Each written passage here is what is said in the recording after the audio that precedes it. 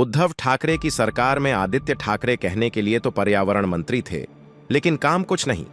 काम के नाम पर बाप गरीबों की खिचड़ी चुराता था और बेटा पेंगुइन लाता था। सुनिए मुख्यमंत्री देवेंद्र फडणवीस जी पर्यावरण के लिए क्या कर रहे हैं।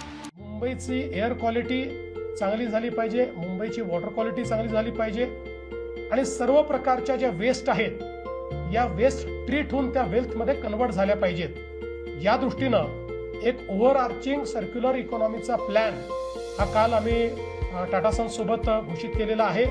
हा जो प्लॅन आहे हा स्पिअरहेड महानगरपालिका करेल, पण याच्यामध्ये मोठ्या प्रमाणात खासगी क्षेत्रातून देखील गुंतवणूक येईल आणि वेगवेगळ्या लोकांना या ठिकाणी एका थीम खाली काम करावं लागेल आणि त्यामुळे पुढच्या काही वर्षांमध्ये आपण मुंबईला एक सर्क्युलर इकॉनॉमीचं शहर म्हणून त्या ठिकाणी पोर्ट्रे करू शकू आणि हेच टेम्पलेट आपण सगळ्या मोठ्या शहरांमध्ये, पुण्यामध्ये, नागपूरमध्ये सगळ्या मोठ्या शहरांमध्ये आपण नेऊ शकू।